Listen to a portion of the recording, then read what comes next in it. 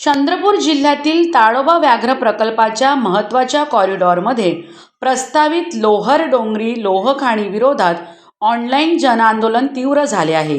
Stop Lohar Dongri mine save Tadoba Brahmapuri tiger corridor या याचिकेने 10,000 स्वाक्षरांचा टप्पा ओलांडला असून देशभरातून पाठिंबा मिळत आहे।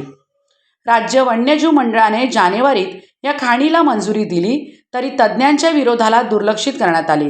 या प्रकल्पामुळे 35.94 हेक्टर वनक्षेत्रात 18,024 झाडे तोडली जाणार असून ब्रह्मपुरी वनविभागात 60हून अधिक वाघांचा अधिवास धोक्यात आला आहे। गेल्या 5 वर्षात चंद्रपूरमध्ये मानव वन्यजीव संघर्षात 200हून अधिक मृत्यू झाले, त्यापैकी 2025 मध्ये ब्रह्मपुरीत 18 बळी गेले। खाणकामामुळे हा संघर्ष आणखी वाढेल आणि हवा पाणी प्रदूषण होईल असा इशारा पर्यावरण प्रेमींकडून देण्यात येत आहे।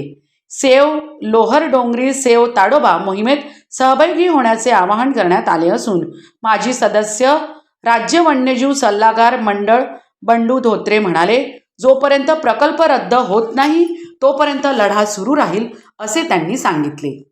चंद्रपूर जिल्हा हा वाघांचा जिल्हा म्हणून ओळखला जातो। आता नवी ओळख ज्या चंद्रपूर जिल्ह्याला मिळत आहे ते सर्वाधिक वाघ मानव संघर्ष असलेला जिल्हा।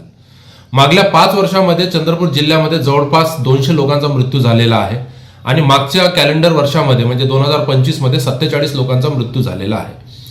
आता या साऱ्या गोष्टीचा जर आपण विचार केला की चंद्रपूर जिल्ह्यातील जो वाघांचा अधिवास आहे, वाघांचे कॉरिडॉर आहे, याच्यामध्ये जे काही विकास कामं झालेले आहे म्हणजे मग कॅनल्स असतील, रोड असतील, लोहमार्ग असतील, या सर्वांमुळे मोठा कॉरिडॉरचा समस्या निर्माण झालेली आहे। त्यामुळे एका जंगलातून दुसऱ्या जंगलात जे वाघांचं जे भ्रमण होतं किंवा जे स्थलांतर करतात ते कुठेतरी थांबलेलं आहे आणि ह्या विखंडित कॉरिडॉरमुळे मोठी समस्या निर्माण झालेली आहे। अशा परिस्थितीमध्ये ब्रह्मपुरी वन विभाग जे सर्वाधिक वाघ मानव संघर्ष असलेला परिसर आहे चंद्रपूर जिल्ह्यातला, तिथे सुद्धा मागच्या वर्षी 18 लोकांचा मृत्यू झालेला आहे। अशा ठिकाणी जे महत्त्वाचं कॉरिडॉर आहे, ताडोबाच्या पूर्वेकडे जाणारे महत्त्वाचे कॉरिडॉर आहे, जे गडचिरोली असेल, वडसा असेल, नवेगाव, नागझिरा, उमरेड असेल, या ठिकाणी जाणाऱ्या कॉरिडॉरमध्ये ही लोहार डोंगरी लोहखान प्रस्तावित आहे। ते अत्यंत महत्त्वाच्या ठिकाणी वनक्षेत्राच्या मधोमध असल्यामुळे भविष्यात या ठिकाणी खाण झाल्यास मोठ्या प्रमाणात वाघ मानव संघर्ष वाढेल।